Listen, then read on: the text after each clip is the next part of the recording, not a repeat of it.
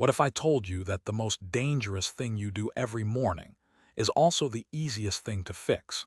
Here's a fact that will shake you. Every single day, over 40,000 brain cells die in your head. That's happening right now. As you watch this, 40,000 neurons gone, and by the time you hit 70, your brain has already shrunk by about 5%. Some people lose even more. But here's what nobody tells you. That shrinkage, that cell death, it's not random, it's not just getting old. It's a process, a predictable, measurable process. And the choices you make in the first 90 minutes after you wake up can either speed it up or slow it down dramatically. I've spent 15 years studying brain health. I've read over 3,000 research papers. I've interviewed neurologists, gerontologists, and centenarians who stay sharp into their 90s. And what I discovered changed everything. I thought I knew about aging. The morning is when your brain is most vulnerable, but it's also when your brain is most ready to be protected. Miss this window, and you're fighting an uphill battle all day long. Catch it, and you give yourself the best possible chance of keeping your mind clear, your memory strong, and your thinking sharp for years to come. Let me explain exactly what happens inside your skull when you wake up. When you sleep, your brain doesn't rest. It works hard. There's a system called the glymphatic system. Think of it like a cleaning crew that only works the night shift. While you're unconscious, this system flushes out toxins that build up during the day. One of those toxins is beta amyloid. You've probably heard of it. It's the protein that clumps together in the brains of people with Alzheimer's disease. Here's the problem. By morning, your glymphatic system has done its job. The toxins are loose in your brain fluid, ready to be removed. But they need help getting out. They need blood flow. They need hydration. They need the right chemical signals. If you don't give your brain what it needs in those first 90 minutes, those toxins sit there. They start to settle back down. They begin to stick to neurons again. And over time, day after day, year after year, they accumulate. A study from Boston University found that people who had poor morning routines showed 37% more beta amyloid buildup over a 5-year period. 37%. That's not a small difference. That's the difference between staying sharp at 85 and struggling to remember your grandchildren's names. So what does your brain actually need in the morning? Let's start with the most basic thing: water. When you wake up, you're dehydrated. You haven't had fluid for 7 or 8 hours. Your blood is thicker, it moves slower. And your brain, which is 73% water, feels that immediately. Dehydration shrinks. Brain cells, literally, the cells pull inward to conserve fluid. When that happens, the connections between neurons stretch and weaken. Signals slow down. You feel foggy. You forget things. You struggle to focus. A study from the University of East London tested people's cognitive function when they were mildly dehydrated versus well-hydrated. The difference was stunning. Dehydrated people performed 14% worse on attention tasks. Their reaction times dropped. Their memory recall suffered. And here's the thing about being over 70. Your thirst signal weakens as you age. Your body doesn't tell you when you need water the way it used to. So you might not feel thirsty at all, even when your brain is desperate for fluid. The fix is simple.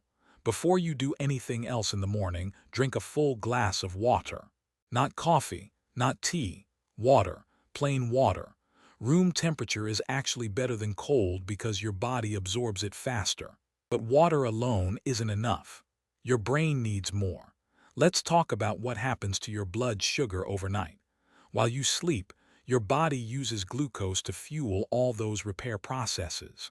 By morning, your blood sugar is low. Your brain, which runs almost entirely on glucose, is hungry. Starving, actually. Now, many people think the solution is to eat breakfast immediately. Grab some toast, have some cereal, get that sugar in fast. That's a mistake. When you flood your system with quick carbohydrates first thing in the morning, your blood sugar spikes.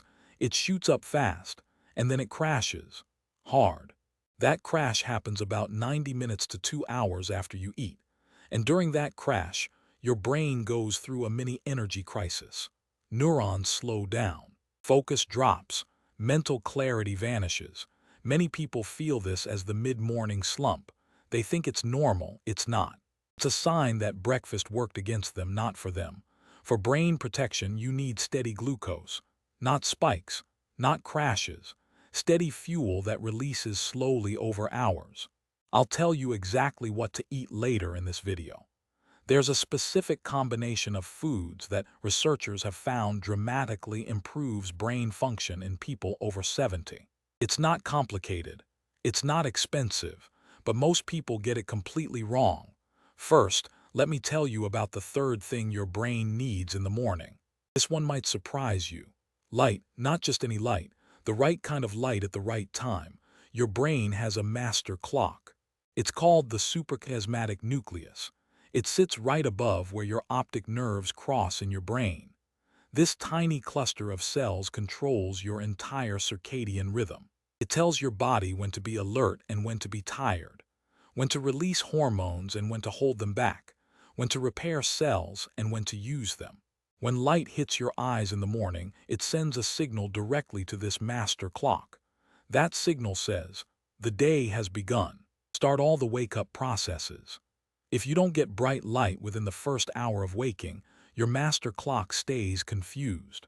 It thinks it's still nighttime. The processes that should happen stay delayed. Your cortisol rhythm gets thrown off. Your melatonin clearance slows down. Your brain stays in a half-asleep state even when you're technically awake. This is huge for people over 70, because as we age, our circadian rhythm weakens. The signals get fuzzier. The clock loses precision.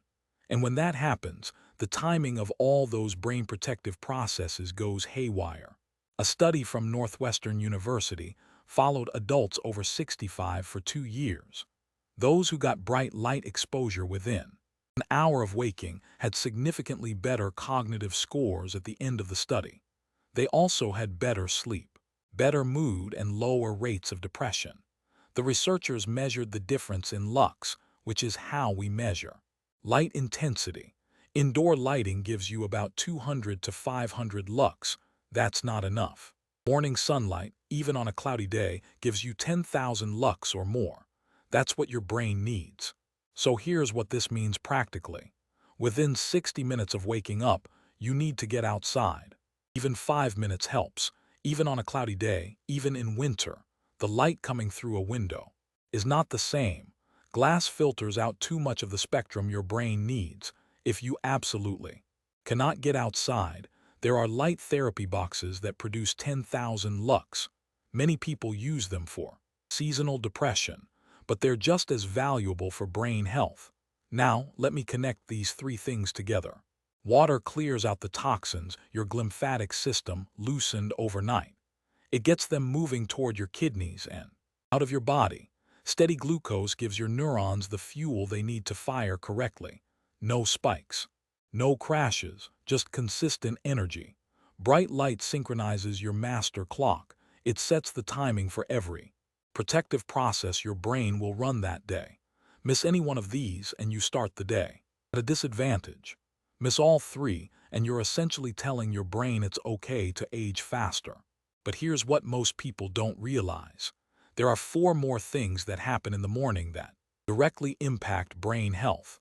Things that most doctors never mention. Things that can make the difference between a brain that thrives and a brain that declines. I'll walk you through each one. But first I need to tell you about something that shocked me when I first learned it. It's about inflammation. You've probably heard that inflammation is bad for your brain. That's true.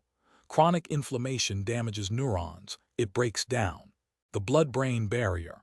It allows toxins to leak into places they shouldn't be. But here's what nobody talks about. The morning is when inflammation spikes.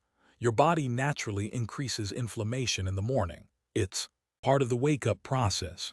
Inflammatory markers like C-reactive protein and interleukin-6 rise sharply in the first few hours after you wake. For young, healthy people, this spike is small and temporary. The body handles it easily. But for people over 70, this morning spike can be 3 to 4 times larger, and it can last much longer. If you don't do something to calm that inflammation early, it keeps building. By afternoon, your brain is swimming in inflammatory chemicals. By evening, the damage has been done. And while you sleep, your body struggles to clean up the mess. A Harvard study found that morning inflammation levels predict cognitive decline better than almost any other factor. People with high morning inflammation lost memory function twice as fast as people with low morning inflammation. So calming inflammation in the morning isn't optional. It's essential. I'll show you exactly how to do it. There's a simple routine that takes about 10 minutes. It involves specific movements, specific breathing patterns, and one small dietary addition. Researchers at Stanford tested this routine on adults over 70. After just 8 weeks, their morning inflammation markers dropped by 41%. 41%. That's almost half. But before I get to that, I need to explain something else. Something about the brain chemical that controls your ability to focus, remember, and think clearly. It's called acetylcholine. Acetylcholine is a neurotransmitter. It carries signals between neurons, and it's specifically important for memory formation. When you learn something new, acetylcholine is what allows that information to stick. Here's the problem. Acetylcholine production drops as we age. By 70, most people have about 40% less acetylcholine activity than they had at 30. This is why memory gets harder. Not because your brain is broken, but because the chemical messenger that helps memories form is running low. Now, the morning is when your brain builds its acetylcholine supply for the day. The nutrients you consume, the activities you do, the way you stimulate your brain in those first few hours all determine how much acetylcholine you'll have available. Most people wake up, drink coffee, check their phones, and eat whatever is convenient. That does almost nothing for acetylcholine. In some cases, it actually suppresses production. But there's a different approach. A specific sequence of foods and activities that can boost your morning acetylcholine by 30 to 50%. I'll share that with you. It's something you can start tomorrow. First, though, I want to tell you about a woman named Margaret. Margaret came to one of my workshops 3 years ago. She was 74, sharp, funny, independent, but scared. Her mother had developed dementia at 76, her aunt at 78, her older sister at 72. Margaret was convinced it was coming for her too.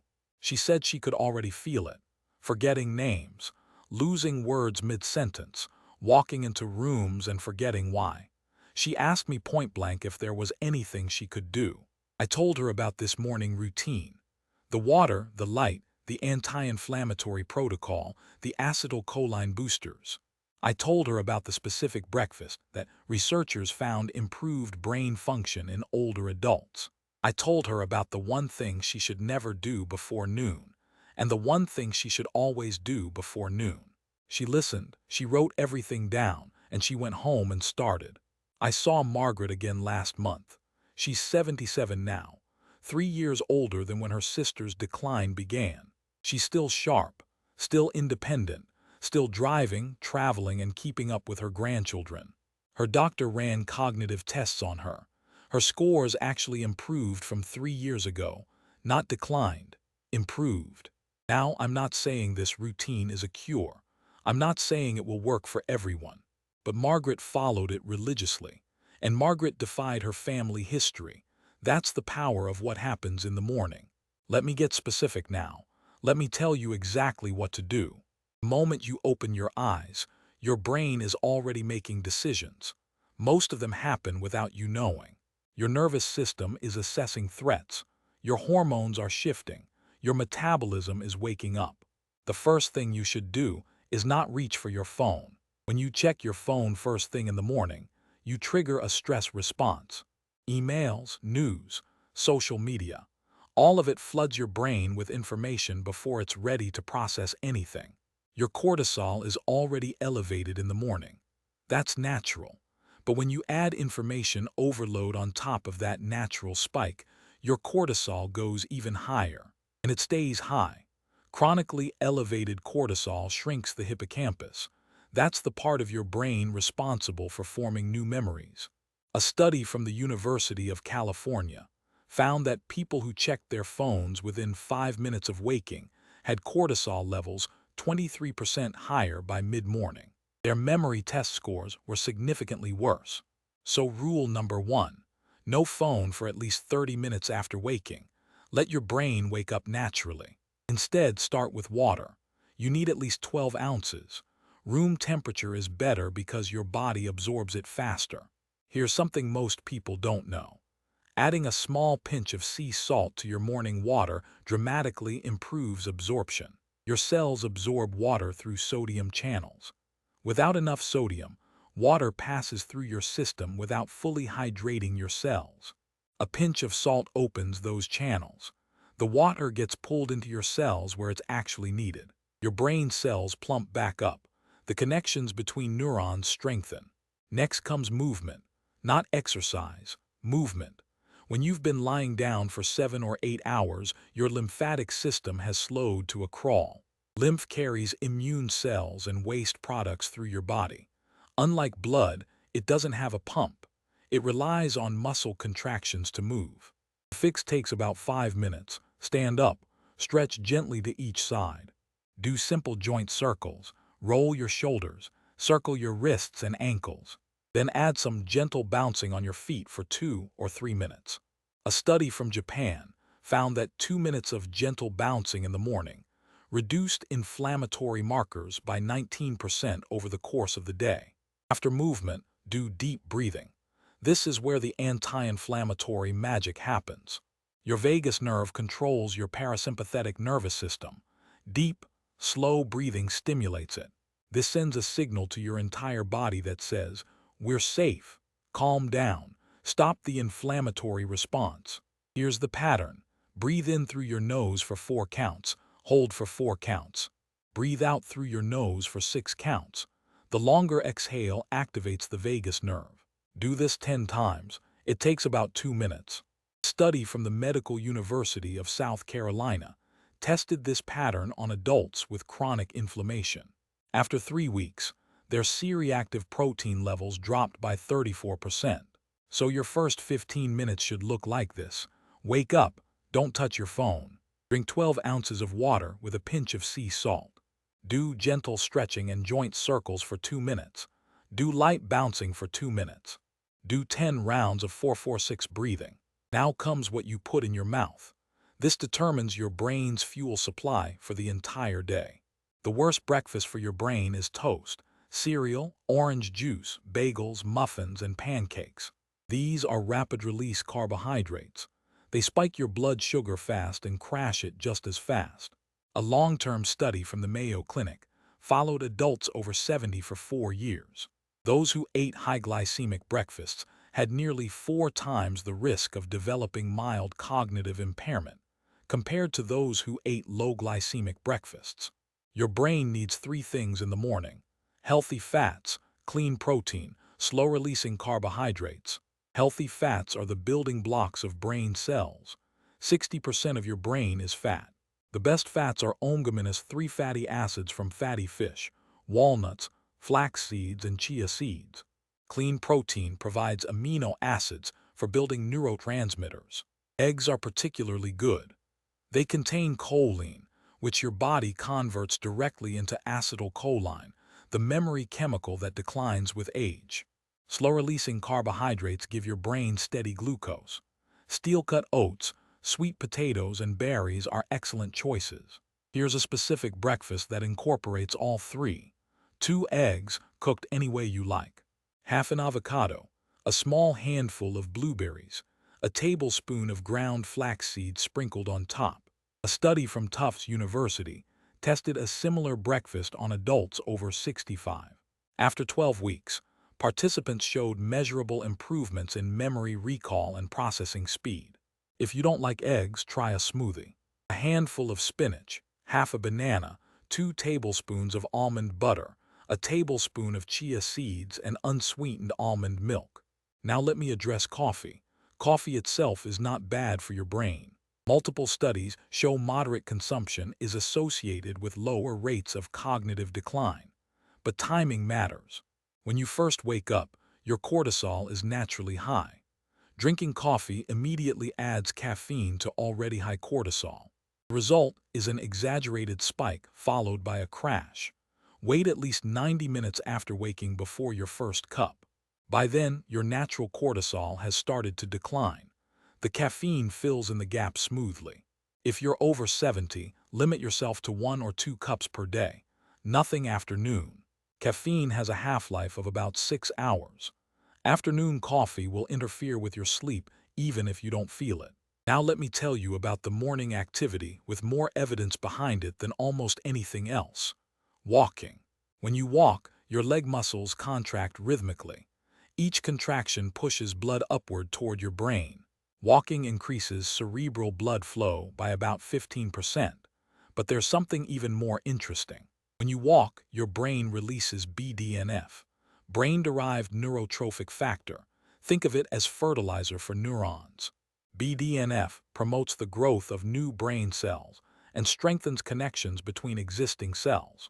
BDNF levels decline with age. By 70, most people have about half the BDNF they had at 30. But walking reverses this decline. A study from the University of Pittsburgh found that adults over 60 who walked for 30 minutes a day had BDNF levels comparable to people 20 years younger. 20 to 30 minutes at a comfortable pace is enough. If you can't do 30 minutes, start with 10. Even 10 minutes makes a measurable difference. Walking outside in the morning also gives you bright light exposure. You accomplish 2 things at once. Your master clock synchronizes, your BDNF rises, your inflammation calms. Now, there's one more thing I need to tell you, something that trips up almost everyone. The 2 hours after breakfast are critical. Most people waste them completely. Your brain has limited resources for focus and concentration. These resources deplete throughout the day. By afternoon, your ability to learn new things and solve problems is significantly reduced. But in the morning, especially the 2 hours after a brain-healthy breakfast, your cognitive resources are at their peak. Your glucose is steady. Your neurotransmitters are flowing. This is when you should do your most important thinking. Not email, not errands, not television. A study from the University of Southern California tracked cognitive performance throughout the day. Peak performance for complex tasks occurred between 9 and 11 in the morning. Performance dropped steadily after that. Protect your morning mental peak. Schedule your important thinking for those hours. Let the trivial stuff wait until afternoon. Let me give you the complete routine now. Everything in one place. When you wake up, don't touch your phone. Keep it in another room if you have to. Give your brain 30 minutes to wake up naturally, without information overload. Within the first 5 minutes, drink 12 ounces of room-temperature water with a small pinch of sea salt. This rehydrates your brain cells and helps flush out the toxins your glymphatic system loosened overnight. Spend the next 5 minutes doing gentle movement, stretch, do joint circles, bounce lightly on your feet. This gets your lymphatic system moving and starts clearing inflammatory chemicals. Then do 10 rounds of 4-4-6 breathing. 4 counts in, 4 counts hold, 6 counts out. This activates your vagus nerve and calms inflammation. Within 60 minutes of waking, get outside for bright light exposure. Even 5 minutes helps, even on a cloudy day. This synchronizes your master clock and sets the timing for every protective process your brain will run that day. Eat a breakfast with healthy fats, clean protein, and slow-releasing carbohydrates. 2 eggs, half an avocado, blueberries, and ground flaxseed. Or a smoothie with spinach, banana, almond butter, and chia seeds. Avoid toast, cereal, juice, and anything that spikes blood sugar. Wait 90 minutes after waking before coffee. 1 or 2 cups maximum. Nothing after noon. Go for a 20 to 30 minute walk, outside if possible. This boosts cerebral blood flow and triggers BDNF release. Combined with morning light, this is one of the most powerful things you can do for your brain. Use the 2 hours after breakfast for your most demanding mental tasks. Learning, problem solving, meaningful conversations. Protect this time fiercely. That's the routine. It takes about 90 minutes total if you include the walk. Most of it can overlap. You can do your breathing while you wait for your eggs to cook. You can get your light exposure during your walk. I want to leave you with something important. This routine is not about perfection. It's about direction. You don't have to do everything perfectly every single day. Life happens. Some mornings you'll sleep in. Some mornings you'll have obligations that disrupt your schedule. That's fine. What matters is the pattern. What matters is that most mornings, you give your brain what it needs. Think of it like compound interest. Each good morning adds a small amount to your cognitive bank account. Each good morning deposits a little more protection against decline. Over months and years, those deposits add up. The research is clear. People who protect their mornings age differently. Their brains stay sharper longer. Their memories remain stronger. Their risk of cognitive decline drops significantly. A study that followed adults for over a decade found that those with consistent healthy morning routines had 47% lower rates of dementia than those with inconsistent or unhealthy routines. 47%, that's nearly half. You can't control your genetics. You can't control everything that happens to your brain, but you can control your mornings. You can control what you drink when you wake up. You can control whether you move. You can control what you eat. You can control when you check your phone. These are small choices, but they're powerful choices, and they're available to you every single day. I've watched people transform their cognitive health with this routine. People who were told decline was inevitable. People who watched their parents and siblings lose their minds. People who assumed the same fate awaited them. They started protecting their mornings. They started giving their brains what they needed, and their brains responded. Your brain wants to stay sharp. It's designed to function well, but it needs the right conditions. It needs hydration, it needs steady fuel, it needs light, it needs movement, it needs protection from inflammation. Give it those things, especially in the morning when it matters most, and you give yourself the best possible chance at a clear, vibrant mind for years to come. Start tomorrow. Drink the water. Do the breathing. Eat the breakfast. Take the walk. Your brain will thank you.